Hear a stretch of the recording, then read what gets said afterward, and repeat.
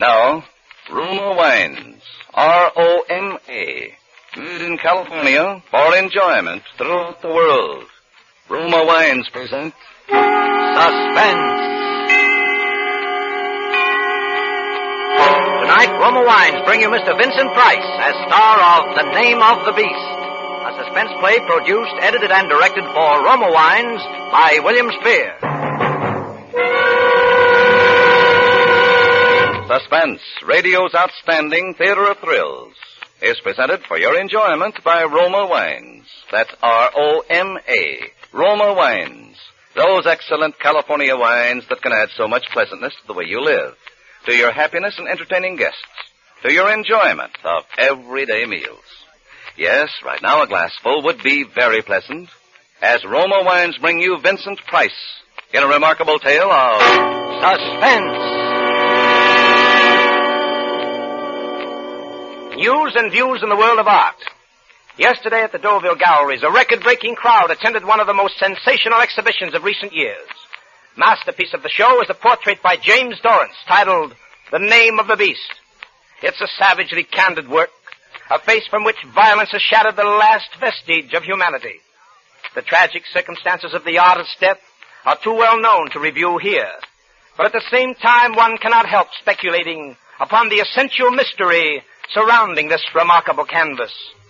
What is the name of the beast?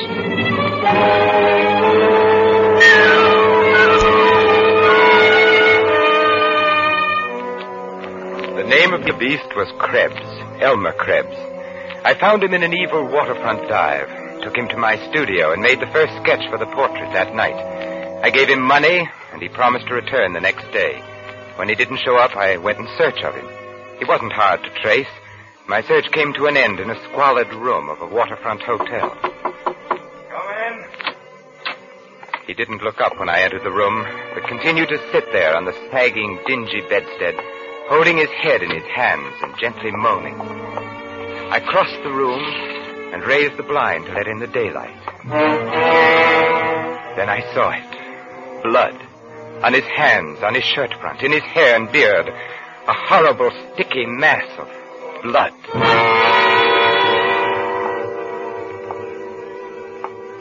You didn't show up for our appointment today. I'm the painter you met last night, remember? You were going to sit for a portrait. What do you want? You want your money back? Certainly not. I want to finish my painting. I want you to come back to the studio. You must be crazy. Look here, it's very important for me to finish that painting. I'll make it worth your while. Money? I don't need money. Not anymore. Maybe I can help you in some other way. You're in some kind of trouble, that's obvious. What business is that of yours? You'd better wake up and pull yourself together. We'll have to get rid of those clothes some way or other, and I'll think of some way. What happened? I told you it's none of your business. Why don't you leave me alone? I'm sick. All that blood. The first thing we must do is clean up this mess here. And get those clothes off. And the shoes, too. I'll make a parcel out of them and dump them in the river after dark. You'd better shave off that beard, too. They'll be looking for a man with a beard, you know. Who will? Why, the police, of course. What makes you so sure of that? I know more about you than you think I do. You're bluffing. Maybe, maybe not. But you're in no position to take chances. For all you know, I might be a witness. I might have seen you kill... Shut up! Temper.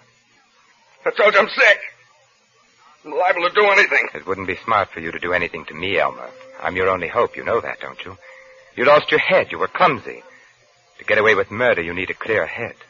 Look at the mistakes you've made already. Blood all over you. As good as a rope around your neck. Where did you hide the loot? So that's what you're after. Then it was robbery. Somewhere close by, too. Couldn't have gone far with all that blood on you without attracting attention. Well? It was in a shop, I imagine. That means they probably won't find the body till Monday morning. What's all this third degree? You with the police? On the contrary, Elmer. I'm going to save you from the police. Huh? I told you. I want to finish painting that portrait of you.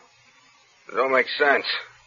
All this just to paint some crazy picture. Ah, but what a picture, Elmer. I've waited 20 years to paint this picture. Everything I've ever painted has been merely the preparation for this. I've worked alone, never exhibited a single canvas. Do you know what it is to work alone? Yeah, I know. Nobody knows your name, but one day, quite suddenly, a masterpiece explodes in the face of a jaded world. Like your murder, Elmer. After a life of petty crime, at last an act of yours really means something. Newspapers will headline it. The whole world will be clamoring to know your name. Exciting, isn't it? Exciting? Well, that's the way I feel about this portrait. I must finish the job. How do I know you won't take those clothes to the cops instead of dumping them? I'm taking a terrible chance walking out of here with a bundle of blood-stained clothes as it is. They'd fit me about as well as they fit you. Okay, that's fair enough. By the way, where did it happen? The hot shop. Number 23, next to the alley. Was it necessary? The old man came in and started firing a revolver right off. I don't pack no rod. Wasn't nothing else to do. I grabbed the fire axe off the wall. Oh, my. And I suppose the police have your fingerprints on file? Yeah, I done time once. What did you do with the axe? Just dropped it there. I was sick, all that blood. I suppose you left nice red fingerprints all over the place. I didn't touch nothing. Maybe the windowsill going out. That's the first place they'll look. And you're obviously in no condition to go back there now. What are you trying to do? Buy yourself a nice murder rap? My dear fellow, any intelligent man can get away with murder if he keeps his wits about him. You ought to be very grateful to me, Elmer. I'm going to take your clumsy crime and make it into a work of art.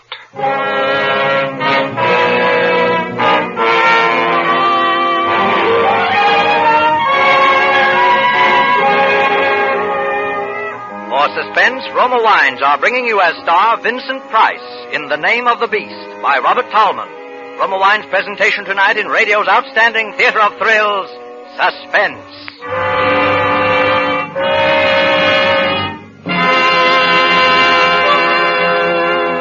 Between the acts of Suspense, this is Truman Bradley for Roma Wines. Yesterday, a happily married friend told me one of his favorite formulas for enjoying life. He said he never eats dinner while still burdened with the pressures of a busy day. Instead, he sits down for a few minutes, takes it easy, chats with his wife, and enjoys with her a glass or two of Roma, California sherry, the perfect first call to dinner. Yes, Roma sherry before dinner is a pleasant custom millions now share with family and friends. For Roma sherry is a glorious golden amber wine, soft and mellow on the tongue, so inviting with its pleasing nut-like taste. Roma sherry makes mealtime more welcome, helps you anticipate the good food to come. And when friends drop in, there's no more gracious greeting than a glass of Roma sherry. Tomorrow night, before dinner, share Roma sherry with your family. It costs no more to serve Roma, America's favorite wine.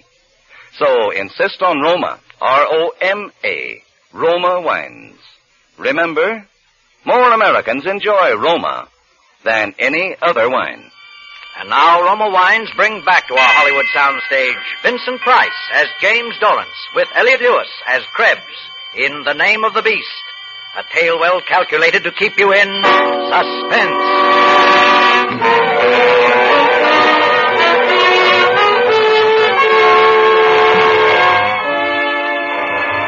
The shoes of the beast were just my size. I wore them when I went on my errand that night. It was fortunate I did. Getting into the place was simple. It was an old-fashioned lock, and the skeleton key to my studio fitted it perfectly. The shop bell jangled when I opened the door. I made my way quickly along the dark rows of counters to the rear of the shop. A pair of dusty portieres provided it from the back room. I pulled them to behind me and snapped on my flashlight. The body, or what was left of it, lay in a heap in the center of the room. The floor, well, it was lucky I hadn't worn my own shoes. There would be tracks out of that place, red tracks. The axe lay near the old man's head. I picked up the axe and carried it over to the sink.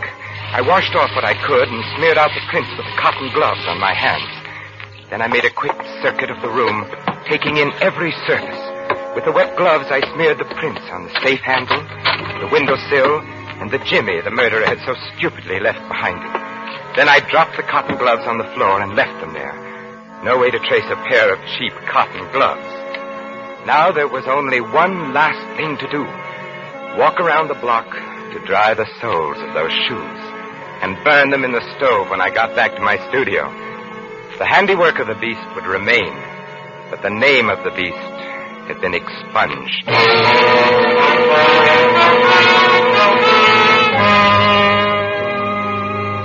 didn't burn the shoes, nor did I throw that bundle of clothing into the river as I had first planned to do that night. No. This would be an authentic portrait of a murderer in the very blood-stained garments of his crime.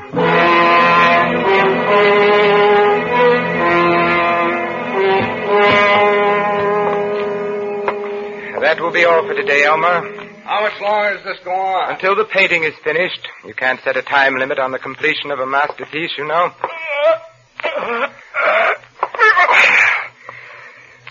Don't look much like me. You've forgotten. I made the first sketch before you shaved off your beard. I don't like this picture.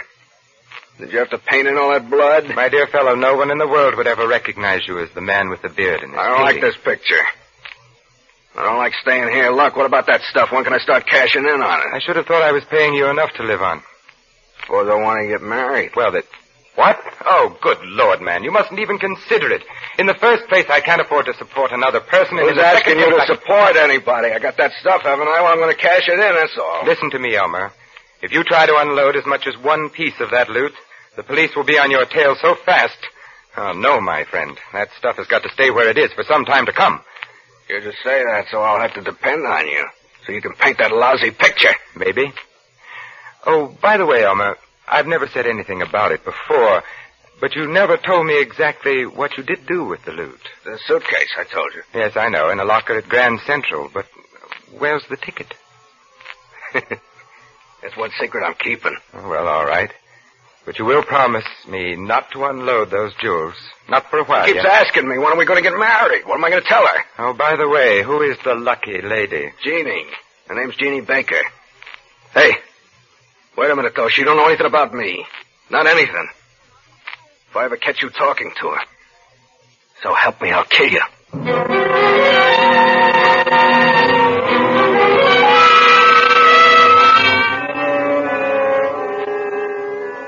You're a friend of Elmer's? Well, not a friend exactly.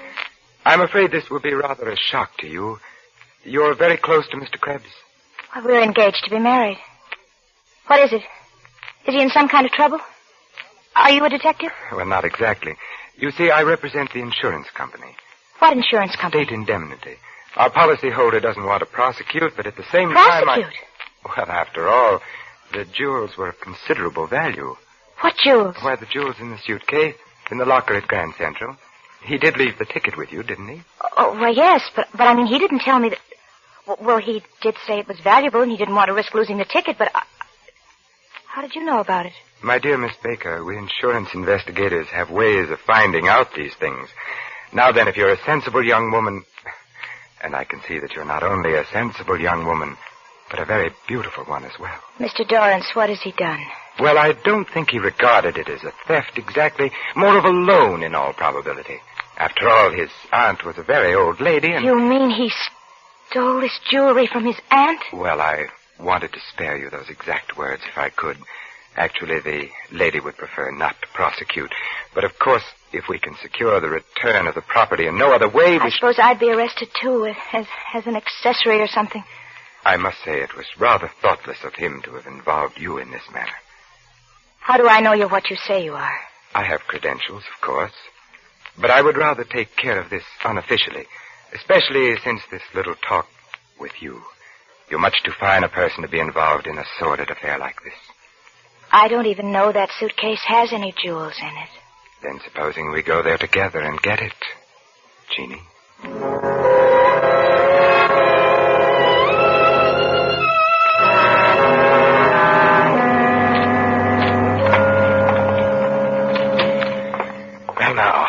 Now, let's have a look. How are we going to... Well, I think I have a key here that'll open it. There. Those must be worth a fortune. Yes, they are, Miss Baker. Do you understand our concern? Yes. Close it up. I don't want to look at it anymore. I'd like to have spared you this. You understand, of course, that I wouldn't dream of prosecuting. Not now that I've met you. I don't know how to thank you, Mr. Dorrance. This is such a shock to me. How could he? How could he? There. You're not the first innocent girl to be deceived by an unscrupulous fellow like that. How did you happen to become involved with him in the first place? Oh, I was lonely. I have no friends here, and he came into the cafe where I wait till... Oh, there now. You won't let anything happen to me. I promise you, I'll do anything to keep you from knowing another moment's unhappiness.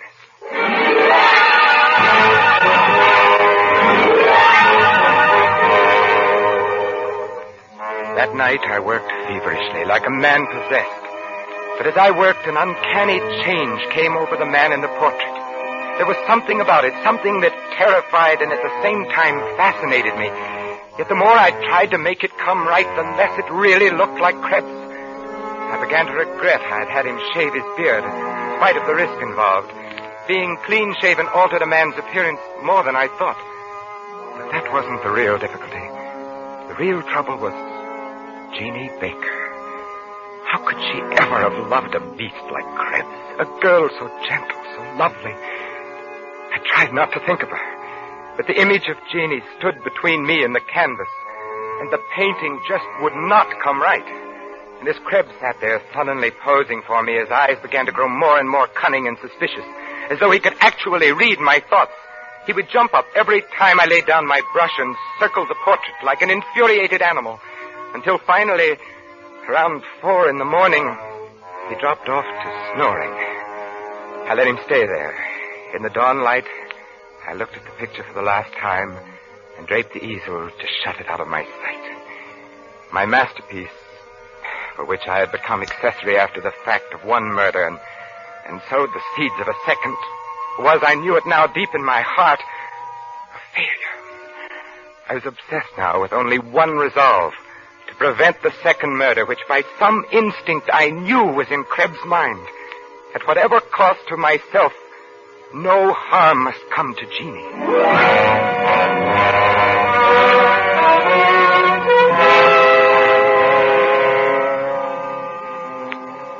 Mr. Dorrance, I've been told that artists are full of romantic notions, and the Bureau has dealt with a number of them in this neighborhood, as you can well imagine. But I must say that of all the pipe dreams that have been brought to me, yours is the most fantastic. Oh, but listen, Inspector, you've got to believe me. That girl's life is in danger. Yeah, we're checking on that.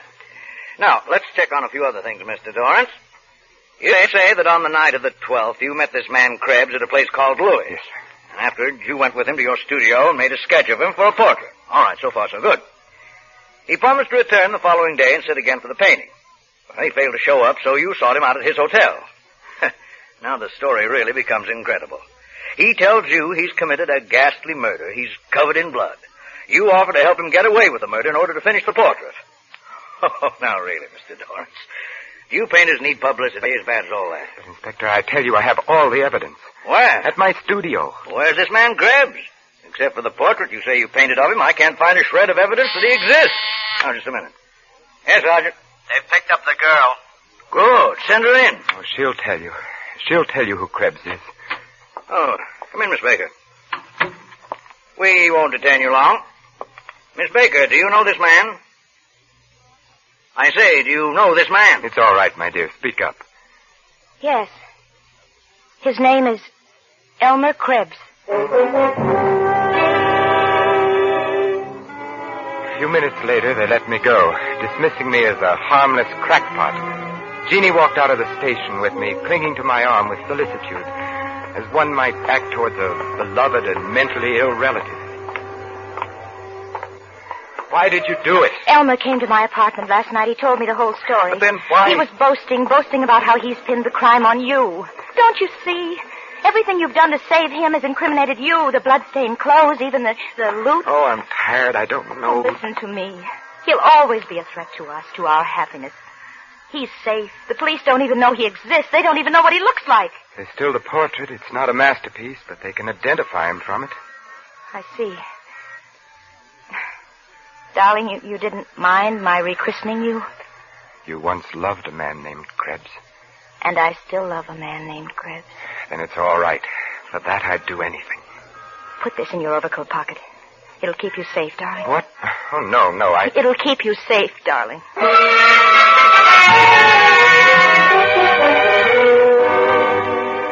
He was there in my studio when I got in that evening, waiting for me. I had more or less expected it. I hadn't expected to find him in such a cheerful frame of mind. He had pulled the drape off of the painting and was walking round it, viewing it from every angle. Hi, Dorrance. How did you get in here? Through the door. No more window jobs for me, Dorrance. A picture. How about that? Got a new model, huh? What? The picture? Oh, it's no good. By the way, it's finished now. You won't need to come here anymore. You don't say. I'll get you the suitcase. I suppose it'll be safe for you to cash that stuff. I already found the suitcase, Dorrance. Oh? Well, take it along with you then. It's over there on the table. I opened it up. Well... Did you think I'd take it without checking on the contents? What are you talking about? What'd you do with the rocks, Dorrance? Rocks? You took the rocks, the jewelry. There's nothing left there but the settings, a pile of junk. Listen, Krebs, I swear I never opened that suitcase but once, just after we took it out of the locker. She's in it with you. Listen, Krebs, you can think whatever you want to about me, but keep Jeannie out of it. Keep Jeannie out of it? That's a laugh. I mean what I say. Krebs, where are you going? To her place. If she has those rocks, I'm going to get her. Krebs, come back here. There's a job to do. Krebs, if you go out of that door, I warn you. All right.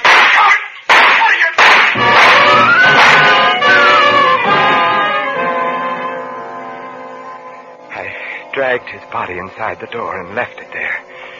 Then I dropped the revolver Jeannie had given me back in my overcoat pocket and left my studio. For the last time, as I closed the door on the room, it seemed that the face in the portrait was grinning at me in hideous mockery. I meant to go straight to the police and give myself up, but I must have known in my heart that I wouldn't. Instead, I walked, and my feet took me almost against my will to the house on Grove Street. The house where Jeannie lived. I had roused her from sleep, and she seemed rather cross. What's the big idea, barging in here this time of night? I had to see you, Jeannie. Well? That was an unlucky name you gave me, Jeannie. What's happened? I shot him. You gave me a murderer's name, and now I am a murderer. So you really did it. I wondered if you'd have the guts. Jeannie! Oh, What do you want me to do, put on black and cry myself to death? you loved him once. Who said so? You were going to marry him. Maybe. I thought he was smart once. I said I'd marry him if he pulled a really big job. I might have kept my word, but he bungled it. What's worse, he involved me. When I found out he planted that stuff on me. You knew all the time. Oh, so what? You'll get your cut. Oh, Krebs was right. You did take those stones, and I killed a man for you, to save you. What did you do with the gun? It's in my overcoat pocket. I was going to the police. Oh, you sap. Why didn't you leave the gun there? Make it look like suicide. It was, in a way, wasn't it, Jeannie? I'm Krebs now. Dorrance is dead. You planned it very nicely. Oh, stop. Stop trying to be deep. Doesn't matter what your name is. Either way, you've messed it up. Anybody have a key to your place? No. And we still have time. Time for what? The body. Any intelligent person can get away with murder if he keeps his wits about him. You told Elmer that. Yes, I told Elmer that. You're scared to go back there, aren't you? Do you want me to do it for you? No, I'll do it. I must do it. Here. Mustn't forget your overcoat. No, I mustn't forget my overcoat. It'll keep me safe. Goodbye, Jeannie.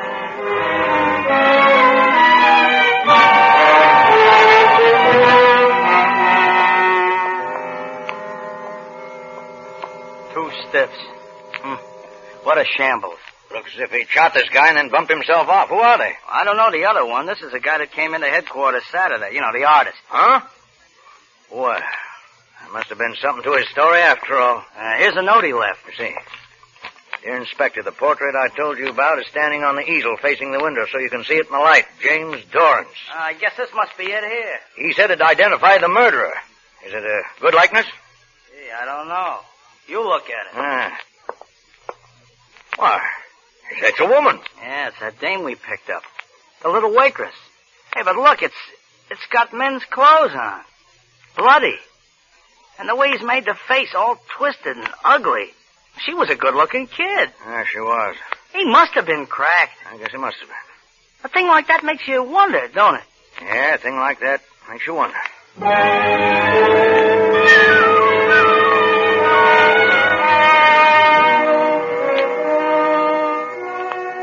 The discerning art lover will recognize Dorrance's painting as more than a mere portrait. It's the human soul stripped naked, and its dark and deep and secret places shown in all their morbid, brooding fascination. But still one cannot help wondering, what is the name of the beast? Did the woman in the portrait exist, or was she only the creature of the artist's fevered imagination? Our only clue is in a quotation which the artist caused to be printed in the exhibition catalog. And he causeth all to receive a mark in their right hand or in their foreheads, and that no man might buy or sell, save that he had the mark, or the name of the beast, or the number of his name. Let him that hath understanding count the number of the beast, for it is the number of man.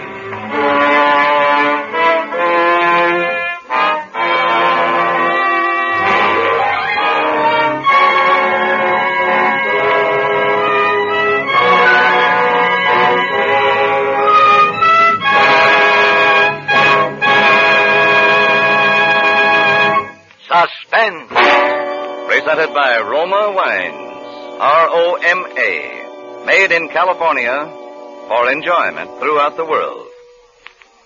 Before we hear again from Vincent Price, the star of The Name of the Beast, tonight's suspense play, this is Truman Bradley for Roma Wines with a tip for you men. Every wife loves surprises, little unexpected deeds that reflect thoughtfulness. So tomorrow night, boost your stock with her. Solve her problem of how to brighten weekend dining. Add to your own mealtime pleasure, too. Take home a bottle of delicious Roma California Burgundy. One sip will convince you both that red, robust Roma Burgundy is the perfect table mate for stews, spaghetti, or baked beans. For Roma Burgundy brings out hidden flavors, adds rare goodness to every morsel.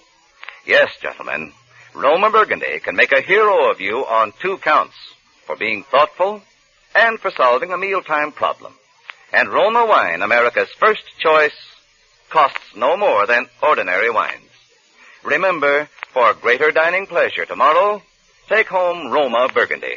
Insist on Roma, R-O-M-A, Roma Wine, made in California for enjoyment throughout the world. This is Vincent Price. Next Thursday, our friend Keenan Wynn will be your star on Suspense. In what sounds like a very exciting play, which all takes place on a bus making a return trip from the State Insane Asylum. I know you won't want to miss it next Thursday. And now, let me add my voice on behalf of a very great and wonderful cause. The pennies, the dimes, and the dollars that you give when you buy Easter seals give crippled children their chance for happy living. Help a crippled child to walk again. Buy your share of Easter seals tomorrow. Thank you. Vincent Price appeared through courtesy of 20th Century Fox and will soon be seen in their production Dragonwick. Next Thursday, same time, Roma Wines will bring you Keenan Wynn as star of Suspense, radio's outstanding theater of thrills. Produced by William Spear for the Roma Wine Company of Fresno, California. This is CBS, the Columbia Broadcasting System. Now, Roma Wines, R-O-M-A. Made in California for enjoyment throughout the world. Roma Wines present Suspense. Tonight, Roma Wines bring you the MGM star, Mr. Keenan Wynn, as star of The Night Reveals, a suspense play produced, edited, and directed for Roma Wines by William Spear. Suspense, radio's outstanding theater of thrills, is presented for your enjoyment by Roma Wines. That's R-O-M-A, Roma Wines. Those excellent California wines that can add so much pleasantness to the way you live, to your happiness in entertaining guests, to your enjoyment of everyday meals. Yes, right now a glassful would be very pleasant, as Roma Wines bring you Keenan Wynn in a remarkable tale of Suspense.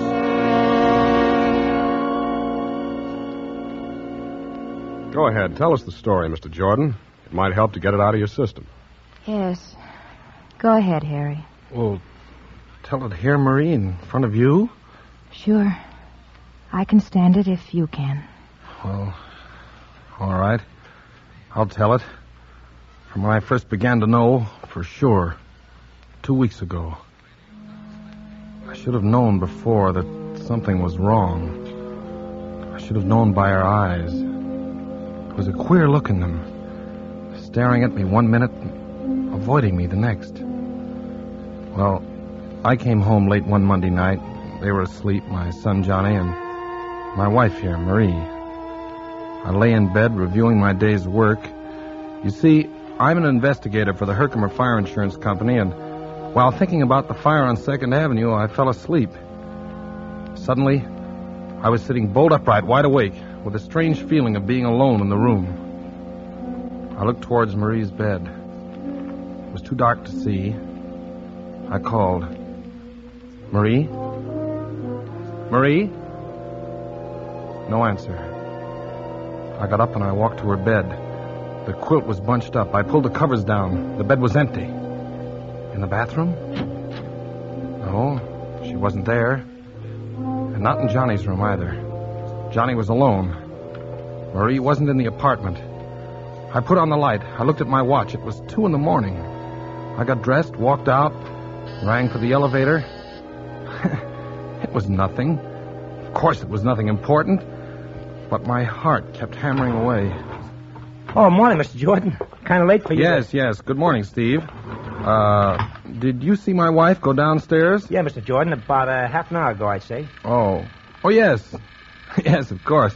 Did you see which way she went? Yeah, sure. She went towards 3rd Avenue. Said she was going to the... Going to the drugstore, I guess. Yeah, that's right. There's one over on 96th Street, open all night, you know. Oh, thanks. Well, that was it. She went to the drugstore. I was worried over nothing at all.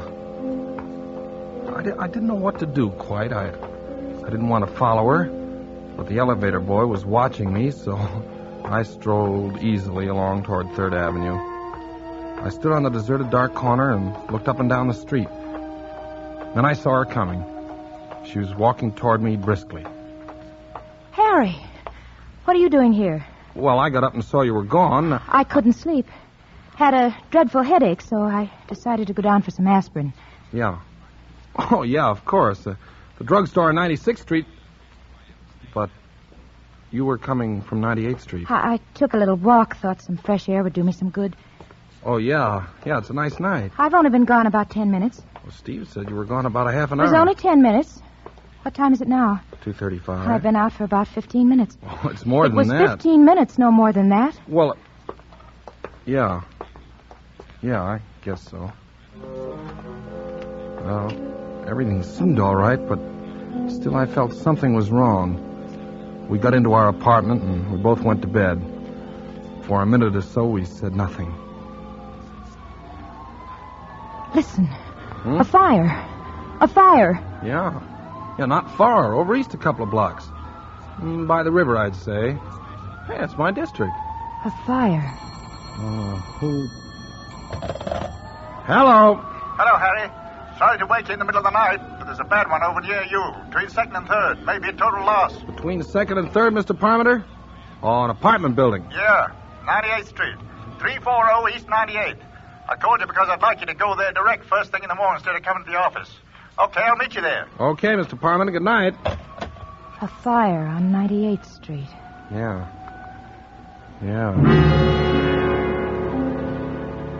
I couldn't see Marie in the dark, but I knew. I knew she was staring at me. I was very tired. Good night, Marie. Good night, Harry.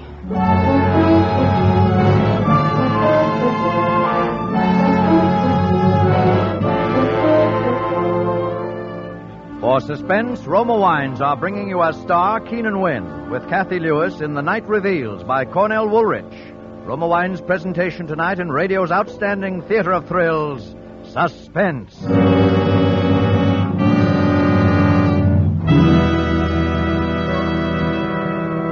Between the acts of Suspense, this is Truman Bradley for Roma Wines. Tomorrow and Saturday, most American households will be busy with preparations for Easter Sunday dinner, the traditional feast ending the Lenten season. Time-honored accompaniment to gracious Easter dining and entertaining is wine, enjoyed throughout the ages by families and friends for pleasure and companionship in a sensible, moderate way. A fine wine that will add good taste and friendliness to your Easter day is Roma, the wine most Americans prefer. And most popular of all Roma wines is Roma California Sherry, a light, mellow wine of inviting fragrance and unusual nut-like taste.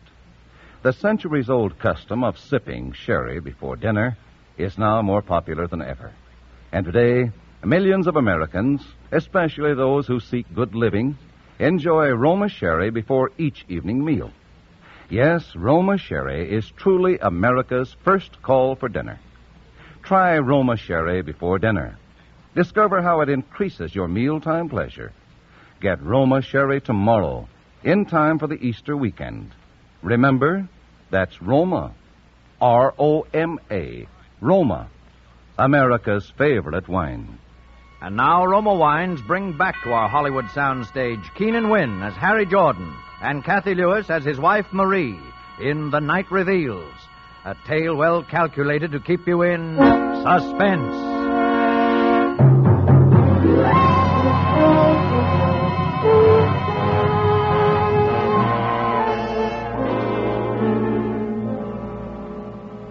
Go on, Mr. Jordan. Well, gentlemen, the next morning I went over to 98th Street to inspect the remains of number 340 and to see if there was evidence of anything suspicious about the origin of the fire. And Mr. Parmenter was there. There it is. Got it. Guess we'll be paying off on this one, all right. Yeah, completely burned out. Anyone hurt? A few. No one dead. Lucky they just installed the new fire escapes. Just the walls left. Fire must have been quite a sight in the height of its glory. Yeah, quite a sight. Say, those walls look pretty bad. Might collapse most any time. Oh, the building will have to be raised. That fire did a good job. Oh, there's the commissioner. Oh, hello, Parmenter. Jordan? How are you, Morrell? Know anything about the fire, Commissioner? No, not a thing. Well, we'll have a look. I wouldn't go in there, Jordan. Those walls... Oh, I can take care of myself. Maybe you better not go inside, Harry. Now, don't worry about me. I know fires as well as anyone. You stay outside, Mr. Parmenter. I'm going in. I walked gingerly into the blackened, ruined hallway, in ashes up to my ankles, until I reached the remains of the stairway. Underneath were several baby carriages, just twisted pieces of metal. A burning fragment of something fell nearby. Come on back, Jordan. Oh, I'm all right. I poked around near the carriages, sifting through the fine, clean ashes. Something caught my eye. A glob of yellow metal. I picked it up, and I worked my way out. She's burned through, isn't she? Yeah, clean through. Nothing left of her. Yep. Did you find anything, Harry? Oh, nothing much. Fire started in the hallway, all right. Cellar's untouched. Fire works its way up. What's that in your hand? Oh, that? Oh, it's just a piece of metal I found. Oh. Here, I just picked it up for my kid. He likes shiny things. What do you think, Commissioner? Oh, probably one of those gadgets they have on baby carriages. Yeah, I guess you're right. Yeah. It isn't anything. But it was something. I had run my fingernail across this glob of metal. It looked like gold. I would examine it in detail at home.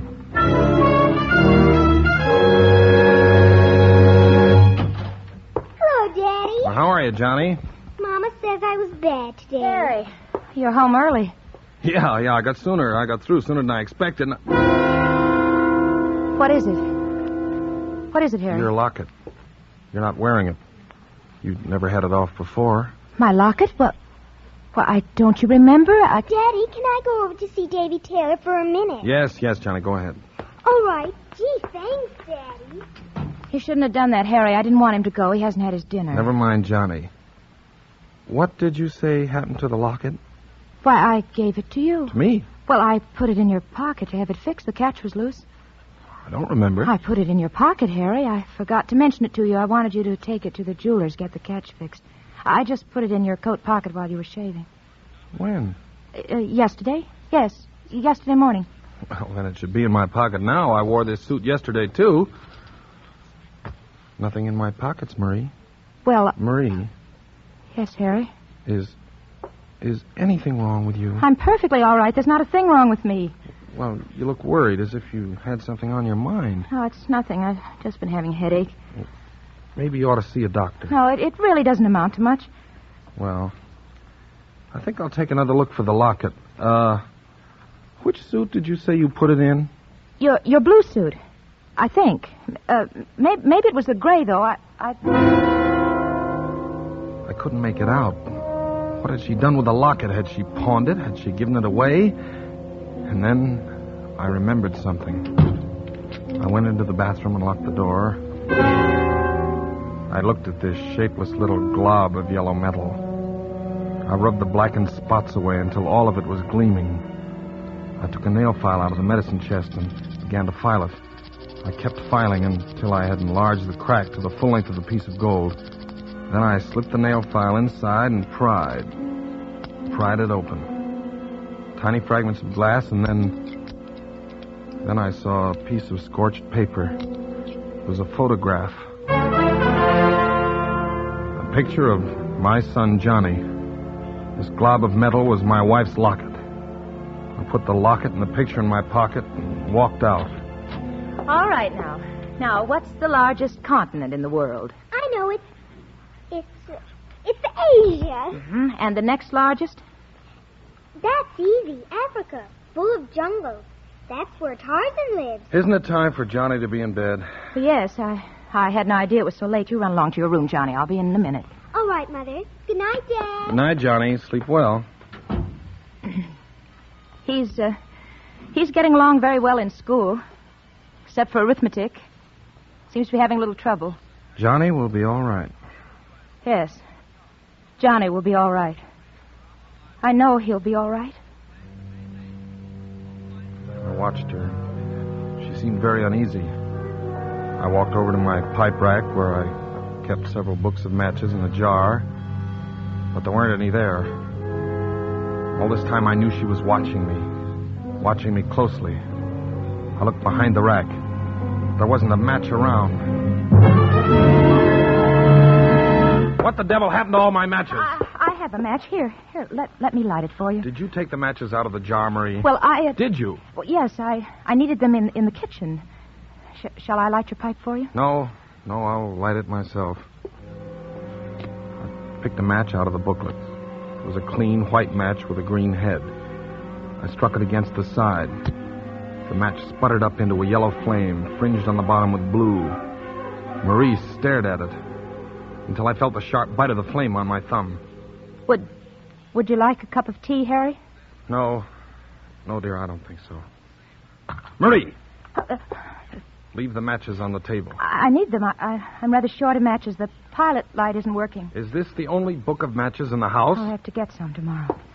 Where are you going, Harry? Get a drink of water? No, I'll get it for you, Harry. Never mind, Marie. I'll get it myself. I went into the kitchen. There was a paper bag alongside the gas range. Matches, all thrown in helter-skelter. Books of matches and safety matches, all mixed together. I walked back and sat down in my chair. Marie, you've been having headaches lately. I'm just tired. Nothing serious. Well, how would you like to go away for a few days? You know, take a vacation. I'll get a maid to take care of Johnny and me. It'd do you a lot of good. No, I don't need a vacation. There's nothing wrong with me, but, Harry, there is... Yes? There's nothing the matter with... You were about to say something else. I've got to go into Johnny's room and see that he's covered. He always throws the covers off. I sat there, looking at the door, and then I glanced about the room. There was the pack of matches lying open on the table. I closed the cover, and my eye caught her purse lying nearby. It was bulging. Harry. Well, what's the matter? My purse. Yeah. Yes, your purse. Here, look. See, the handle's loose. And it's full of matches. 12 books of them. And these newspaper clippings. Give it back to me. Why are you saving these clippings? Why do you carry matches with you? I bought the matches in a store, a dozen for 5 cents. And these clippings. Fire on 112th Street causes severe damage. And these others. Why are you saving these clippings, Marie? There's nothing wrong in that. I'm interested. I'm interested in your work. I intend to keep a file on fires. It will help you in your work. That's very considerate, Marie. Oh, Harry, you're so good. Why should this have to happen to us?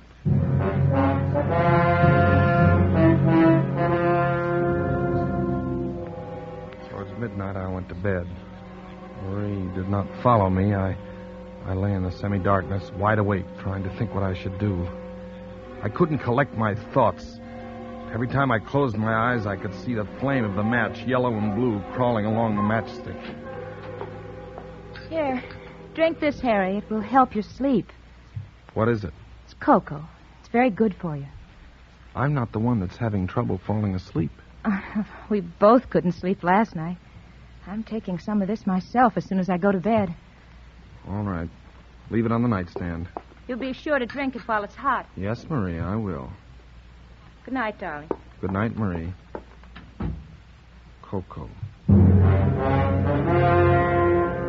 And then suddenly I knew. I looked around quickly for something to pour it in. There was the radiator pan. It was empty. I poured the cup of liquid into it. And then I lay back and waited. Waited for her next move. About a half an hour later, I heard the door open softly and Marie tiptoed toward my bed. Harry? Harry? Are you asleep? I didn't answer. Just kept breathing evenly. She hovered for a moment over me and then she tiptoed out, carefully closing the door behind her. I dashed out of bed and hurried into my clothes. Quickly, I poured the liquid from the pan into a bottle and put the bottle into my pocket. Then I grabbed my coat and followed her. I rang for the elevator. She only a few minutes headway. I'd catch up with her easily, and then we'd have a showdown. Steve looked at me with controlled amazement. Hello, Steve. Oh, hello, Mr. Jordan. My wife went down a moment ago, didn't she? Yeah, Mr. Jordan. Just took her down. She went toward 3rd Avenue, didn't she? I think so, sir. She sort of stopped for a minute, then turned toward 3rd Avenue. I had to get back to the elevator because you were ringing. When I reached the corner, I looked up and down 3rd Avenue. Then I saw her. She was walking north. I crossed to the other side of the street and followed her, keeping at a distance. At 98th Street, she turned east. Down the middle of the block was the remains of that last night's fire. She paused in front of the gutted building for a long time, just stood there, looking at it. Then she walked inside. I waited for a few seconds and then followed her. It was pitch dark in the burned-out hallway. Ahead of me, I could see the glow of a match. Then I saw what she was doing. She was collecting the charred debris near the baby carriages. How foolish. There wasn't anything that could burn there now. She lit another match. I watched the flame light up her face. Her face so intent upon her work that she didn't hear me approach. Marie! Who's there? It's me, Harry. Harry, why did you... Come along, Marie. We'd better get out of here. The police.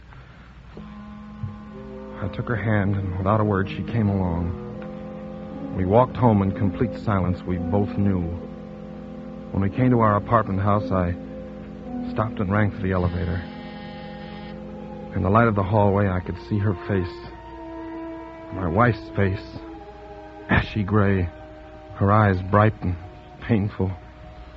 You run upstairs, Marie. I'll be along in a minute. Harry, where are you going? I'll be right back. Please, Harry, don't do anything. You run along, Marie. You're not going to... No, I'm only going to the drugstore to get something. I'll be back in a few minutes.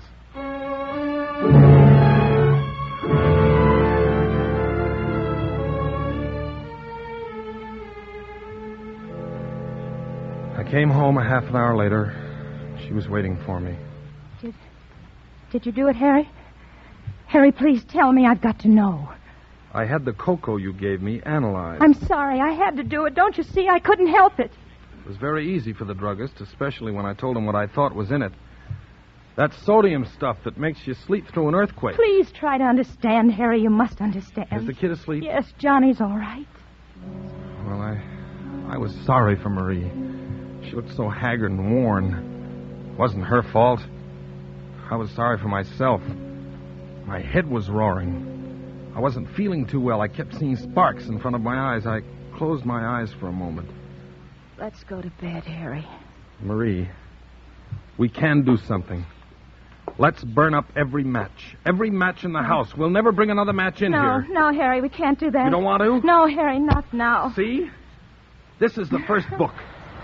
It's turning black. We'll do it with every book of matches. It's no use. It's no use, Harry. Strange, isn't it, that this should happen to me? Me, a fire inspector. Oh, that's funny. Give me the matches, Marie. All the matches. No, I can't do that. I won't. Give them to me. Please don't. Please don't take them. I'll do anything you want, anything. Where did you hide them? Tell me. Where are they? Inside the range, behind the paper bag. I dropped her hand, and she sank to the floor in a huddle, weeping. Then I went into the kitchen, and I got all the matches. Please, Harry, don't burn them off. By now, my anger was cooling off. Look, Marie. Look up. See? I light each book of matches one at a time until they're all gone up in smoke. Yellow flame licked its way down the matches. The cover caught fire and blackened. I watched her look at the flame with dazed eyes. Listen, Harry, do you hear? Well, it's just someone in the hall. It's more than someone. Something's happened. Something has happened. I'll take a look. The house is afire. Yes, Marie. Wake up, Johnny. Johnny! We'll have to hurry. The flames are coming up the stairs. There's an upward draft. What's the matter? The house is afire. We've got to get out. Well, it's too late to go down. We'll have to go up through the roof. I've hurt my leg. Mother, Johnny. wait for Mother. She'll come along. No, I want to wait for Mother. It's all right, Johnny. Go along with Daddy. I'll follow you. No, I won't. Hold on to my arm, Marie. Hold on. Come on. Give me your hand, Johnny. Now, don't be scared. The fire won't hurt you. It won't hurt you at all. You're safe with me.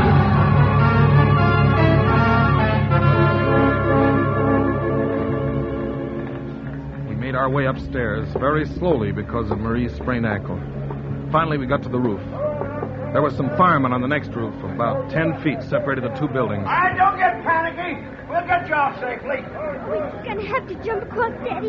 Mother won't be able to jump. Her foot. It's all right, Johnny. Don't be scared. Putting a board across the two roofs. We'll just walk across. All right, now, one at a time. Tie the rope around you and come across. Johnny, you go first. But don't be afraid there. The rope will hold you in case you slip. But Mother, you got to go first. I'll go right after you, Johnny. You promise? Go ahead, Johnny. Mother will follow you. No, don't turn around. Keep walking. All right, the kid's safe. Now you, lady. Oh, be careful, board. Hey, the board slipped.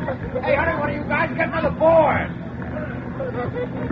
It's all right. Your mother's going to be all right. You pushed the board off, Harry. I saw you do it. No, I didn't, Marie. I didn't. All right, there it is. Okay, lady. Just tie the rope around you. Don't be afraid. Don't look down. Ready? Okay, boys. There, she's all right. Now you, mister. All right. That's right. Tie the rope around you. All set. Okay.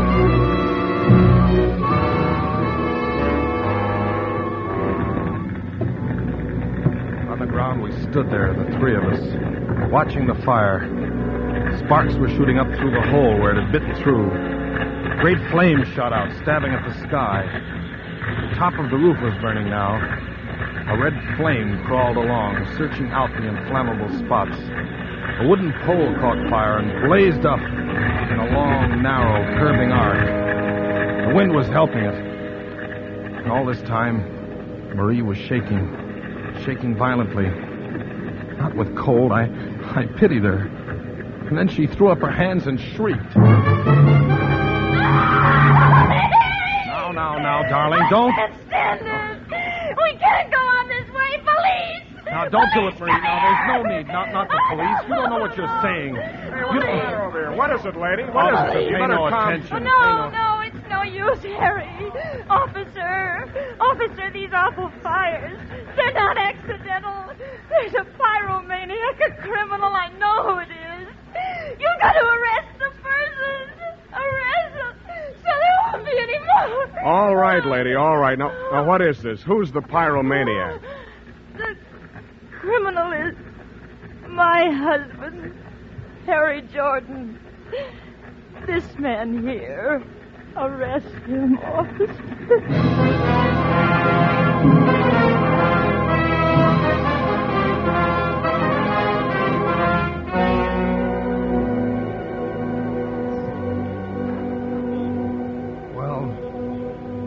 That's about all there is to the story, gentlemen. Then I was brought here. Must have sounded kind of Well, painful for you to hear it all over again, Marie. No. It was all right, Harry. I wonder... Oh, I got a cigarette. Could I? No. I'll light it for you, Harry. You don't have to worry. I won't try and keep the matches here. She's been awful good to me, gentlemen. You'll take care of her, won't you?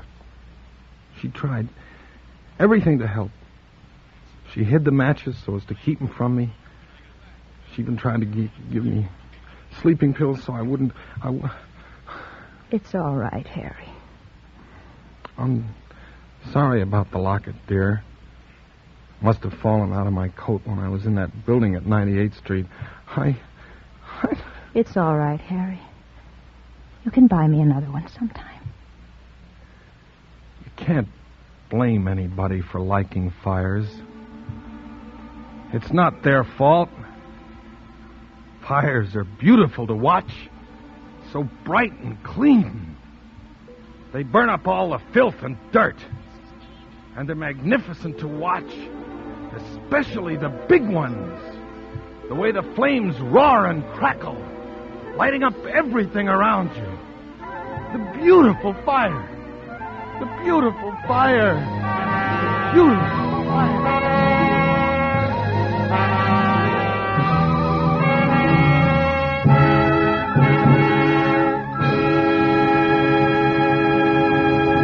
Suspense. Presented by Roma Wines, R-O-M-A, made in California for enjoyment throughout the world. As traditional as fine frocks for the Easter parade is fine wine with Easter dinner. Here's how you can enjoy this festive Easter dining custom and still keep within your budget. Serve delicious Roma California Burgundy. At the first sip, you'll discover why robust Roma Burgundy is the perfect flavor mate for your favorite roast or ham. How Roma Burgundy's taste harmony with fine foods brings out hidden flavor in every morsel. Best of all, red Roma Burgundy with its rich, exciting color, exquisite full bouquet, and tempting taste luxury is a treat you can enjoy often. For fine Roma wines, America's first choice, cost no more than ordinary wines. Put Roma Burgundy on your weekend shopping list now. Give your family the utmost in gracious, satisfying Easter dining. Insist on Roma, R-O-M-A, Roma Wines, made in California for enjoyment throughout the world. Keenan Wynn appeared through courtesy of Metro-Goldwyn-Mayer, producers of The Postman Always Rings Twice. Next Thursday, same time, Roma Wines will bring you Nancy Kelly, a star of Suspense, radio's outstanding theater of thrills. Produced by William Spear for the Roma Wine Company of Fresno, California. This is CBS, the Columbia Broadcasting System.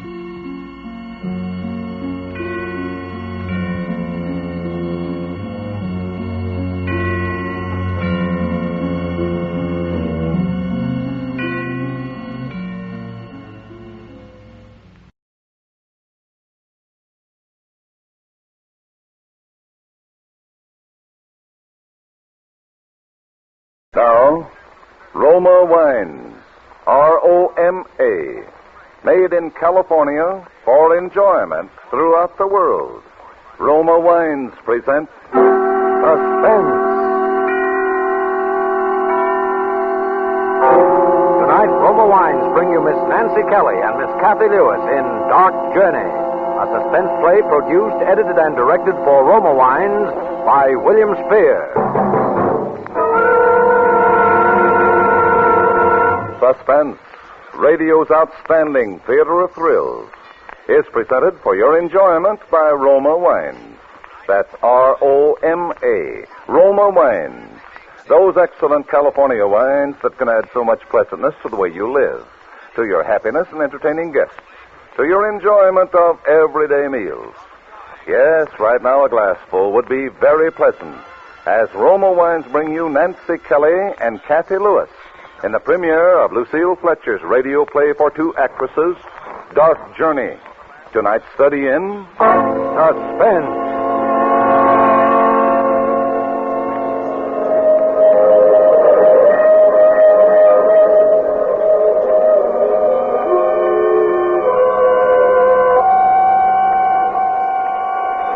I am going on a journey. I am going to see Anne Brodie again after 15 years.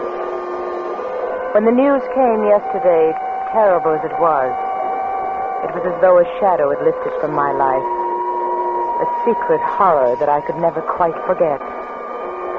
I have been afraid of Anne Brodie now for 15 years. But there is no need to be afraid of her anymore.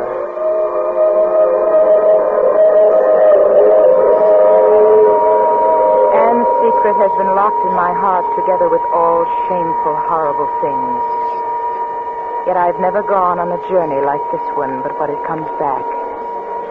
There have been times when I couldn't bear the whistle of a train flung out long and mournful over the lonely countryside. I couldn't bear the smell of a day coach, the feel of the plush seats, the rattle and bustle. Only because everything came back. Every detail of that long and terrible weekend we spent together 15 years ago.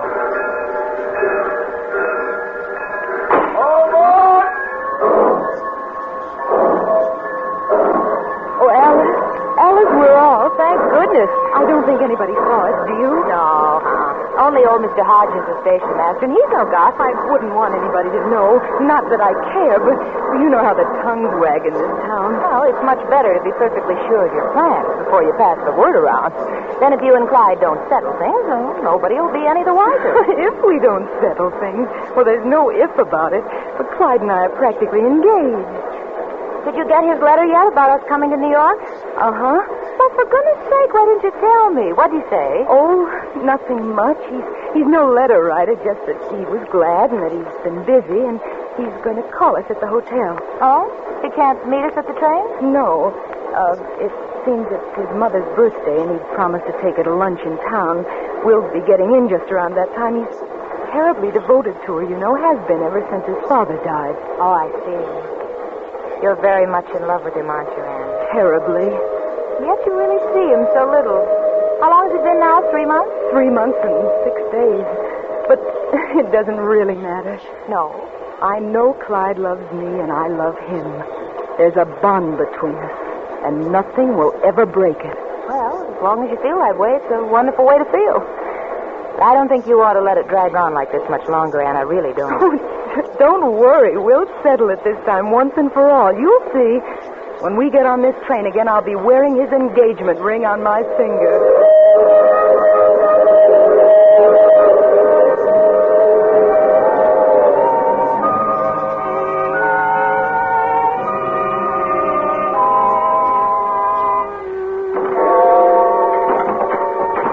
Oh, doesn't anybody ever open a hotel window? 3 o'clock. Thought he'd have called me by now. No, he's probably tied up with his mother. Come on, let's go down to the drugstore and have a sandwich. Aren't you just starved? No, I don't feel hungry. You go, though. I'll wait. Oh, come on. The clerk will take the message for you. No, I want to be here myself. Well, why don't you call him? I can't if he's at a restaurant. Well, maybe he didn't go. Maybe he's home, sick, or at the office. No, it wouldn't look right. He's got to call me. I don't know why he doesn't. I don't know why either. In fact, why couldn't we all have had lunch together at that restaurant? I mean, he's not exactly poor, is he? Don't you want to take a bus ride or see the sights or anything? Later, Alice, after he's called. Hello? Yes? Oh, yes, this is Miss Anne Brodie. What? He left a message. Oh, thank you. What is it? He stopped by and left a message. He has a previous engagement. A previous engagement when he knew I was coming to New York this weekend only to see him. Well, maybe it was something he couldn't get out of. Maybe on account of his mother. But he already gave her today. And after all he knew I was coming, he knew I'd want to be with him every possible minute. Well, maybe that's the trouble, Anne. Maybe he doesn't want to be pinned down. Maybe you expect too much. But he was right here in the hotel, and he didn't even... Oh, he's grown away from me. He's not mine anymore. Alice, you know what Clyde has meant to me these 3 years, how I've lived for him and worshipped him. Oh, it's just as though my world has been cut away. It's like having a lump of ice for a heart.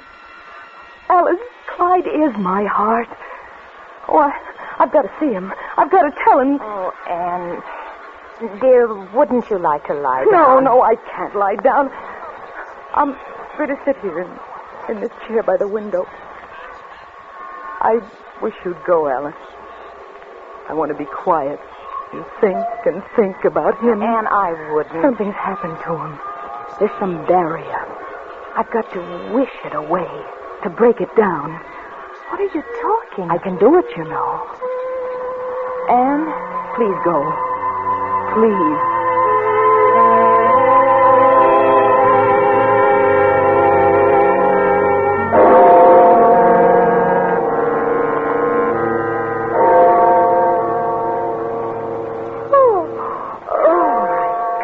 Don't tell me it's 9 o'clock. I didn't mean to sleep so late. We better get up and get breakfast. Alice, what am I going to do? What am I going to do? He hasn't called me. I haven't slept. Why don't you call him, Anne? Call him and have it out with him once and for all. No, I couldn't. Well, maybe there's something bothering him. Maybe it's some family situation. After all, his mother didn't have lunch with me yesterday. Maybe there was a reason. What reason could there be except that she didn't want to meet me? She doesn't want him to marry anybody. She wants him all to herself. Well, isn't that enough to upset any fellow? Oh, come on. We'll get to the bottom of this thing. What's his number? I'll get it for you. I haven't his number. I never called him at home. But his address is 3254 Sunset Drive, Riverdale, New York. 3254 Sunset Drive, Riverdale, New York. Hello. Hello, operator. This is room 351. We want to put in a call to Riverdale, New York. 3254 Sunset Drive, Riverdale, New York. The name is Dexter. Mr. Clyde Dexter.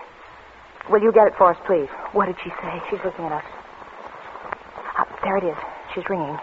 Here, you better take it now. Oh, no. No, just 1 minute. 1 minute. Let me get my breath. Let me think of what I'm going to say. Hello?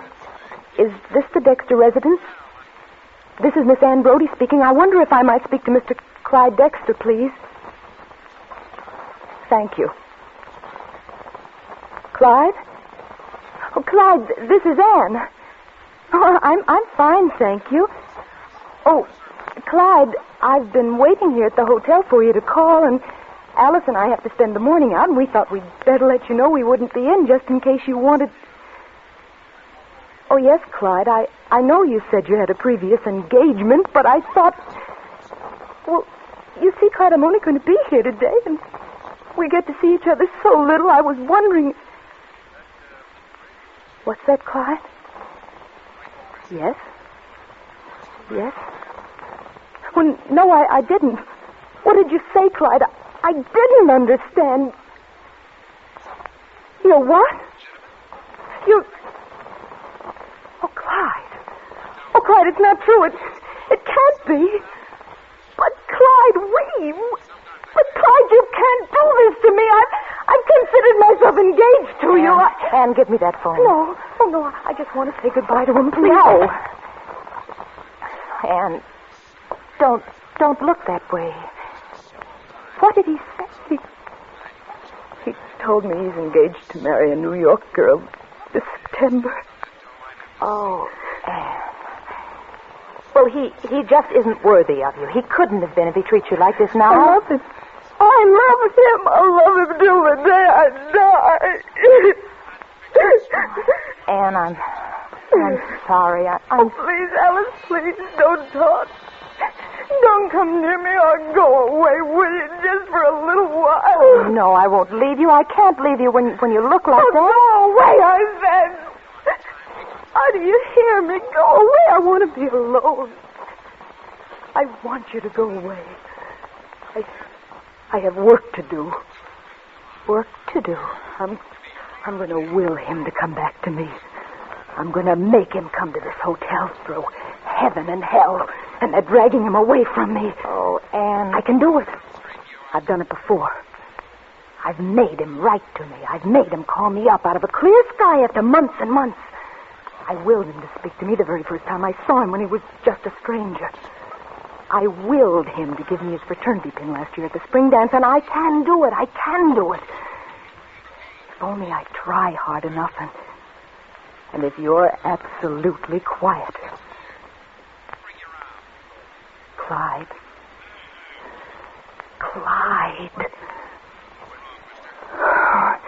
It's no use. He's too far away. I'll have to come closer to him. We're going out. Going out? Where to? To Riverdale. Riverdale? I want to look at his house to see where he lives. There's something there. Someone who's holding him back.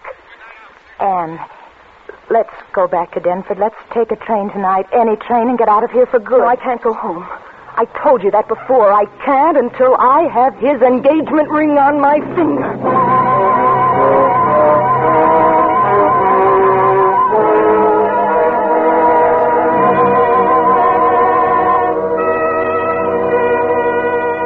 For Suspense, Roma Wines are bringing you Nancy Kelly and Kathy Lewis in Dark's Journey by Lucille Fletcher. Roma Wines' presentation tonight in radio's outstanding theater of thrills, Suspense.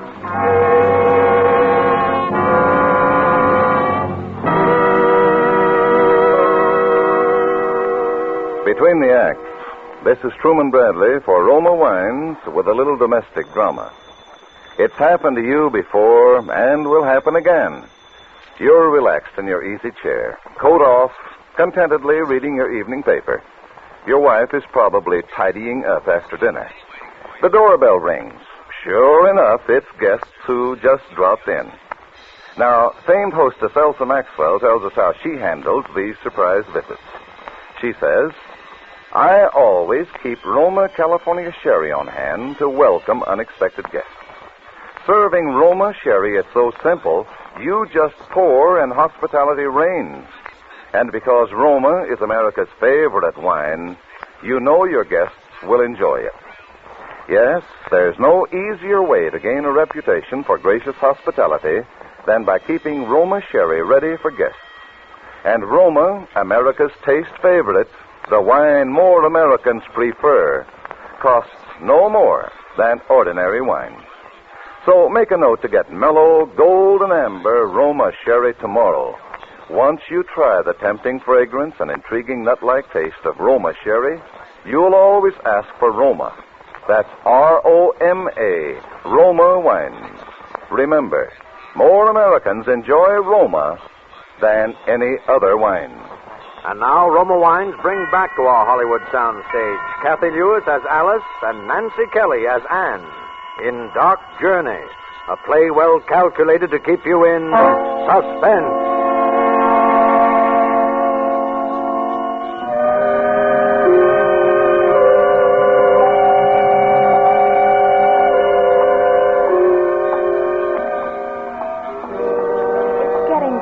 I don't think we ought to be wandering around here like this. There might be strange men. There's the street, Sunset Drive, and there's the house.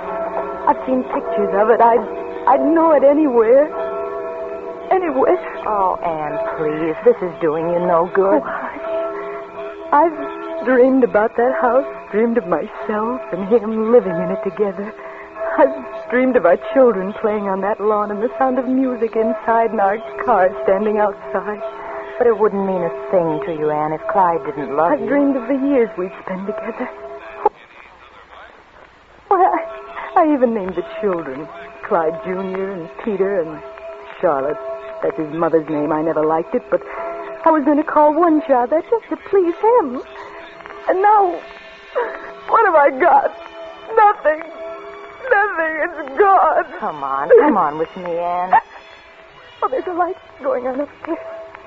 Do you suppose it's his room? I wonder if he's home. Clyde. Think of me.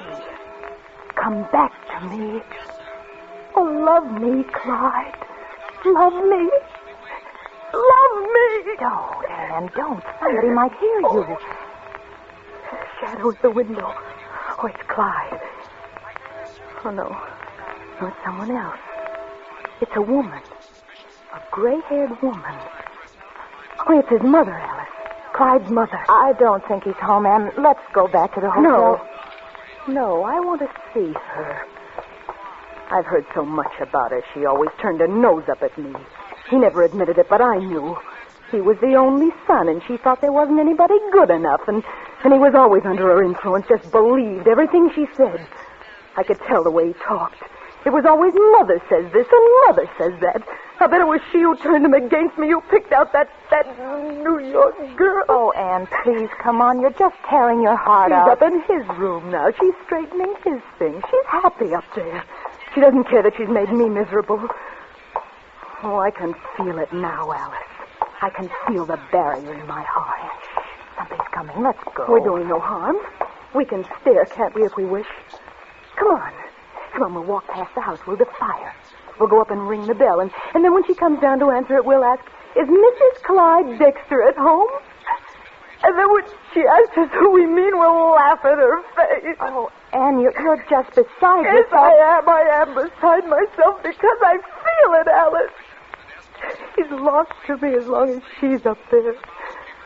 Oh, I can stand here, out here under the trees, trying to reach him with every bit of soul I possess, but as long as she's there, as long as she's alive, he'll never be mine again.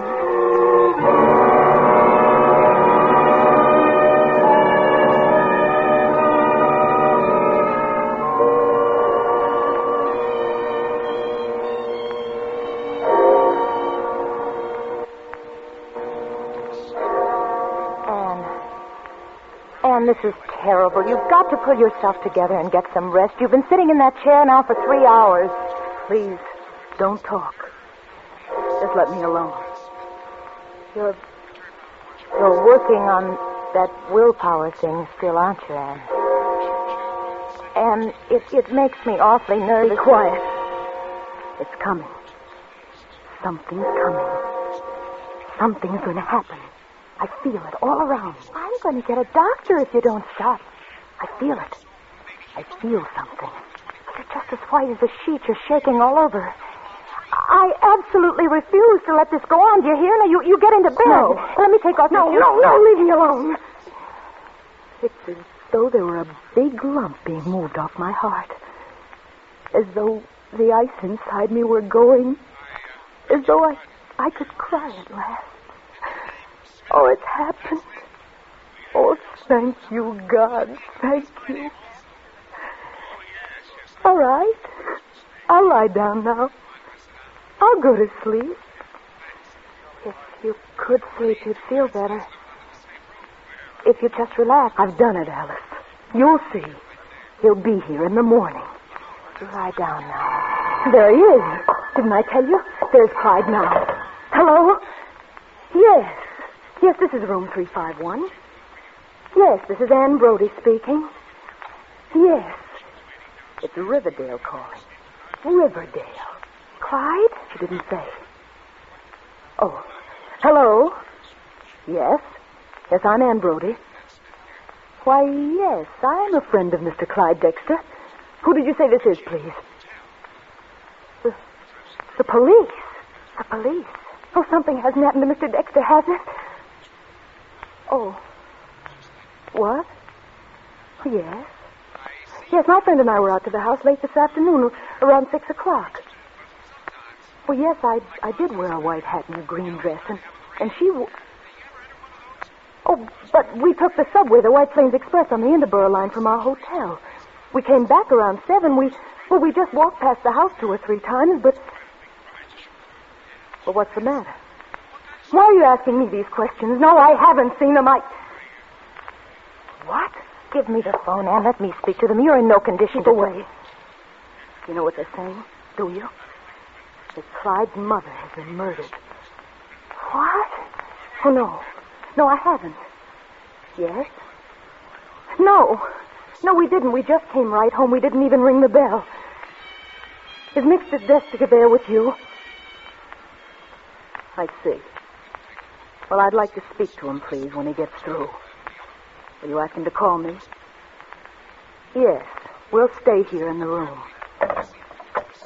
Oh, Anne. It was a hammer. At 8 o'clock tonight. She was struck from behind by an unknown assailant. Oh, how awful. Why did the police call us? What have we got to do with it? Clyde was home when we walked by the house. He saw us standing there. I'm going to tell him, Alice. I'm going to tell him the truth. Truth? What truth? There's always been that power inside me. I've known I had it, and sometimes it frightened me. Things have happened.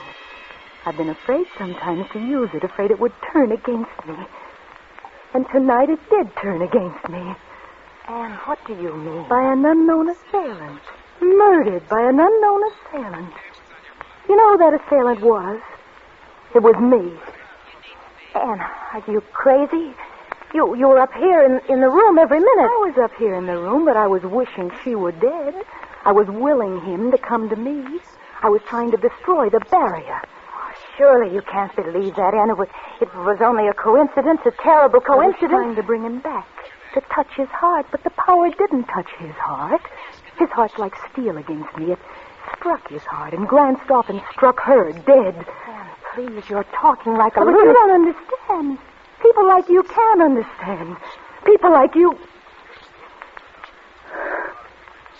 But there's violence to will. To store it up takes years. To send it out of yourself is like sending a powerful hand with fingers. Will can't kill somebody, Anne. Not pure will. The body is one thing, the mind's another. Mrs. Dexter is physically dead. Her heart stopped beating. There was a blow. Somebody real, somebody human did that. It was struck from behind. She was alone in the house. They said the doors were locked. She had no enemies. It came out of nothing, and it went away again. Oh, I never dreamed. I didn't want it to happen that way, but it's getting beyond me. It's assuming forms and accomplishing ends I don't plan. It's turning against me, Alice. Turning against me. Do you think a police court will believe you? You'll only confuse the testimony. You'll only hurt Clyde. Will, you talk about the power of your will. Did you have any real power these last 2 days? Did it bring Clyde to this hotel? Did it make him love you or even call you up? Yes. Don't you touch him. I won't let you speak to him. Get away from that phone, Alice. Do you want to get us in trouble? Do you want us to go to jail and spend weeks in court? He'd put you there. He wouldn't care. Get away from that phone, Alice. I don't believe you, do you hear? I think you're mad. You're mad as a hatter.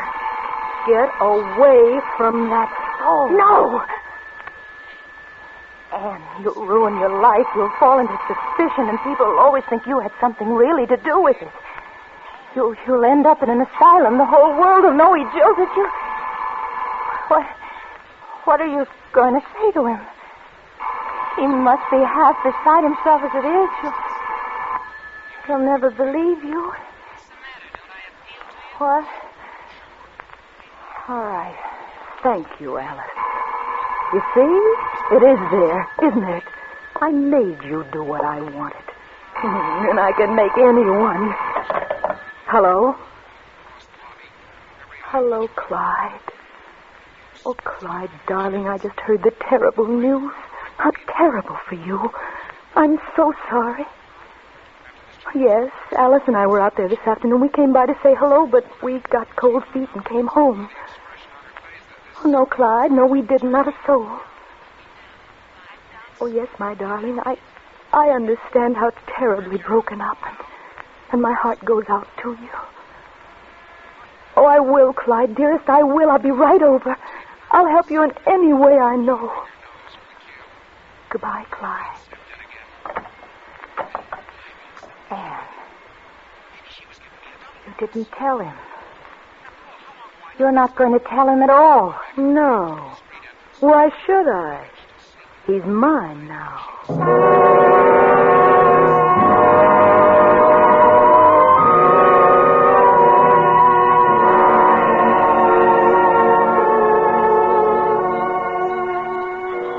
And so Anne Brodie walked out of my life.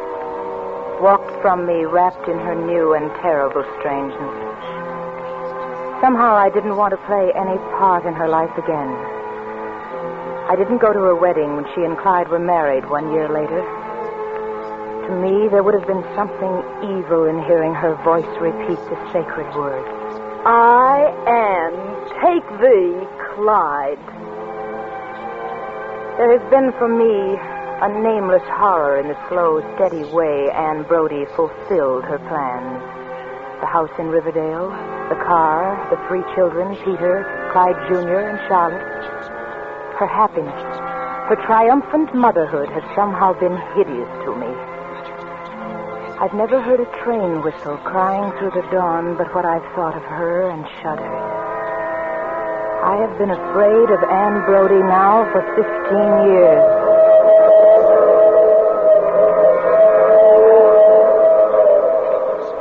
Today, I know I've been a fool. Today, I know that it was a real murderer who murdered Mrs. Dexter with a hammer from the service porch. Today, I'm going on a journey to Riverdale. I am going to see Anne Brodie again, lying will-less and struck down in her coffin, lying innocent and pathetic, lying murdered. Not will, nor nameless monsters of the mind could save her from the truth at last. Yesterday afternoon, the weak, long, brooding creature who could not brook domination from mother or wife flung pent-up death against the mistress of his will. Yesterday afternoon, Clyde Dexter struck again.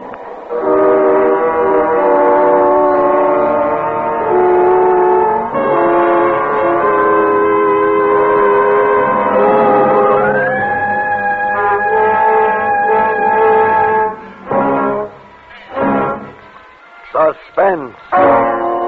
Presented by Roma Wines, R-O-M-A, made in California for enjoyment throughout the world. This is Truman Bradley for Roma Wines with a tip on how to win praise and increase dining pleasure. Today, millions of clever homemakers are enjoying dinner table compliments by giving everyday dishes tempting new meal appeal.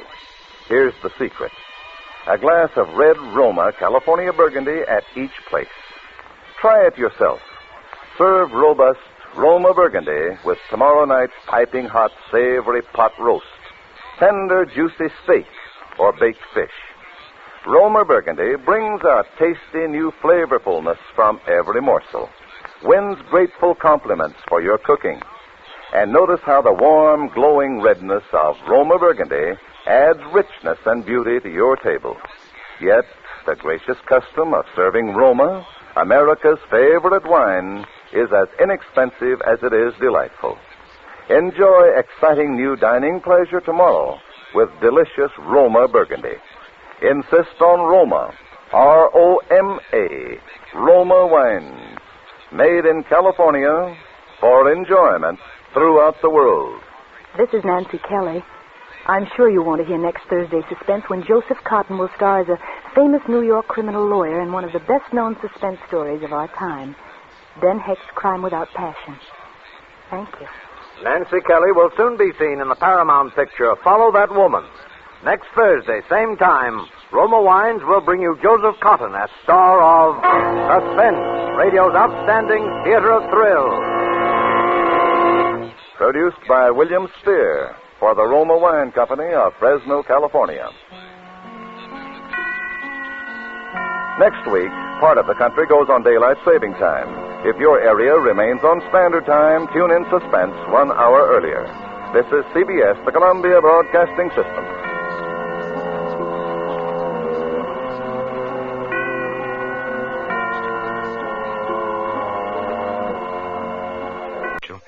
You lost your head. You were clumsy. To get away with murder, you need a clear head. Look at the mistakes you've made already. Blood all over you. As good as a rope around your neck. Where did you hide the loot? So that's what you're after. Then it was robbery. Somewhere close by, too. Couldn't have gone far with all that blood on you without attracting attention. Well? It was in a shop, I imagine. That means they probably won't find the body till Monday morning. What's all this third degree? You with the police? On the contrary, Elmer. I'm going to save you from the police. Huh? I told you. I want to finish painting that portrait of you. It don't make sense. All this just to paint some crazy picture. Ah, but what a picture, Elmer. I've waited 20 years to paint this picture. Everything I've ever painted has been merely the preparation for this. I've worked alone, never exhibited a single canvas. Do you know what it is to work alone? Yeah, I know. Nobody knows your name, but one day, quite suddenly, a masterpiece explodes in the face of a jaded world. Like your murder, Elmer. After a life of petty crime, at last an act of yours really means something. Newspapers will headline it. The whole world will be clamoring to know your name. Exciting, isn't it? Exciting? Well, that's the way I feel about this portrait. I must finish the job. Just how do I know you won't take those clothes to the cops instead of dumping them? I'm taking a terrible chance walking out of here with a bundle of blood-stained clothes as it is. They'd fit me about as well as they fit you. Okay, that's fair enough. By the way, where did it happen? The hot shop. Number 23, next to the alley. Was it necessary? The old man came in and started firing a revolver right off. I don't pack no rod. Wasn't nothing else to do. I grabbed the fire axe off the wall. Oh, my. And I suppose the police have your fingerprints on file? Yeah, I done time once. What did you do with the axe? Just dropped it there. I was sick, all that blood. I suppose you left nice red fingerprints all over the place. I didn't touch nothing. Maybe the windowsill going out. That's the first place they'll look. And you're obviously in no condition to go back there now. What are you trying to do? Buy yourself a nice murder rap? My dear fellow, any intelligent man can get away with murder if he keeps his wits about him. You ought to be very grateful to me, Elmer.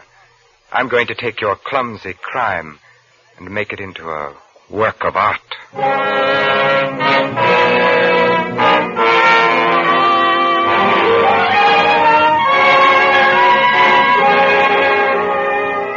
For Suspense, Roma Wines are bringing you as star Vincent Price in The Name of the Beast by Robert Tallman. Roma Wines' presentation tonight in radio's outstanding theater of thrills, Suspense.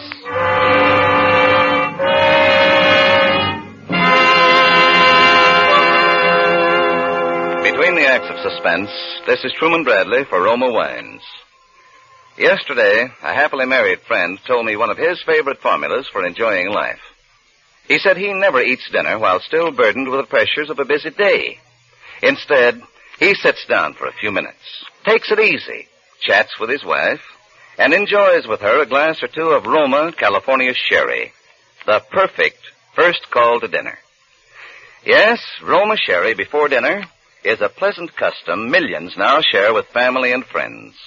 For Roma sherry is a glorious golden amber wine, soft and mellow on the tongue, so inviting with its pleasing nut-like taste. Roma sherry makes mealtime more welcome, helps you anticipate the good food to come.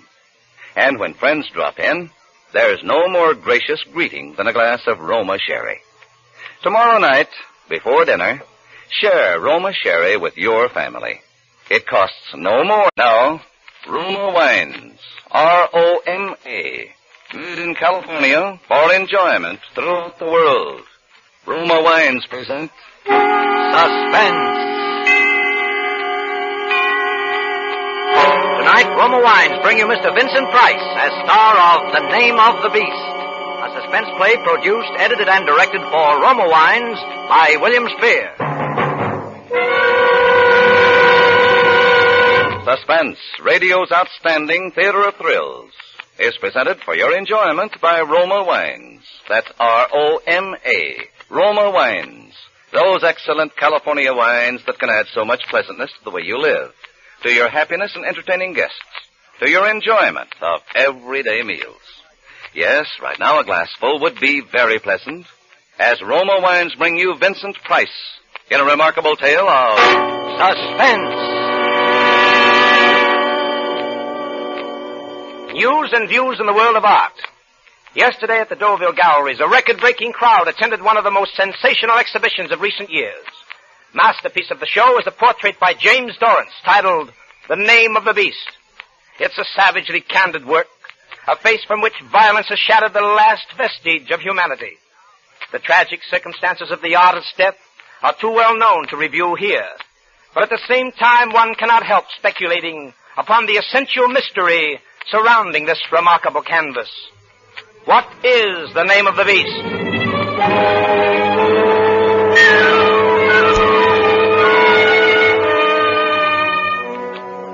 The name of the beast was Krebs, Elmer Krebs. I found him in an evil waterfront dive, took him to my studio, and made the first sketch for the portrait that night. I gave him money, and he promised to return the next day. When he didn't show up, I went in search of him. He wasn't hard to trace. My search came to an end in a squalid room of a waterfront hotel. Come in. He didn't look up when I entered the room, but continued to sit there on the sagging, dingy bedstead, holding his head in his hands and gently moaning. I crossed the room and raised the blind to let in the daylight. Then I saw it. Blood. On his hands, on his shirt front, in his hair and beard. A horrible, sticky mass of blood.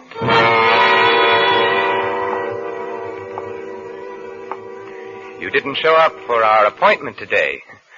I'm the painter you met last night, remember? You were going to sit for a portrait. What do you want?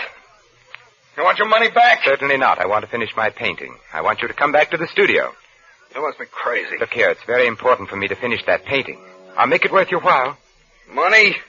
I don't need money. Not anymore. Maybe I can help you in some other way. You're in some kind of trouble, that's obvious. What business is that of yours? You'd better wake up and pull yourself together. We'll have to get rid of those clothes some way or other, and I'll think of some way. What happened? I told you it's none of your business. Why don't you leave me alone? I'm sick. All that blood. The first thing we must do is clean up this mess here. And get those clothes off. And the shoes, too. I'll make a parcel out of them and dump them in the river after dark. You'd better shave off that beard, too. They'll be looking for a man with a beard, you know. Who will? Why, the police, of course. What makes you so sure of that? I know more about you than you think I do. You're bluffing. Maybe, maybe not. But you're in no position to take chances. For all you know, I might be a witness. I might have seen you kill... Shut up!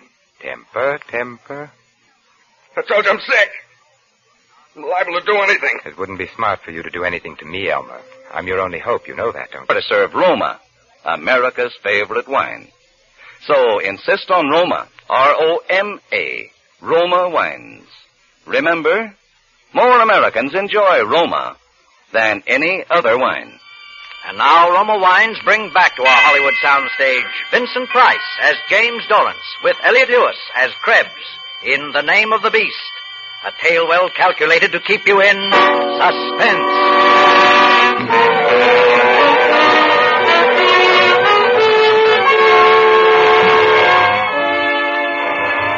The shoes of the beast were just my size. I wore them when I went on my errand that night. It was fortunate I did. Getting into the place was simple. It was an old-fashioned lock, and the skeleton key to my studio fitted it perfectly. The shop bell jangled when I opened the door. I made my way quickly along the dark rows of counters to the rear of the shop. A pair of dusty portieres provided it from the back room. I pulled them to behind me and snapped on my flashlight. The body, or what was left of it, lay in a heap in the center of the room. The floor, well, it was lucky I hadn't worn my own shoes. There would be tracks out of that place, red tracks. The axe lay near the old man's head. I picked up the axe and carried it over to the sink. I washed off what I could and smeared out the prints with cotton gloves on my hands. Then I made a quick circuit of the room, taking in every surface. With the wet gloves, I smeared the prints on the safe handle, the windowsill, and the jimmy the murderer had so stupidly left behind him. Then I dropped the cotton gloves on the floor and left them there. No way to trace a pair of cheap cotton gloves. Now there was only one last thing to do. Walk around the block to dry the soles of those shoes and burn them in the stove when I got back to my studio.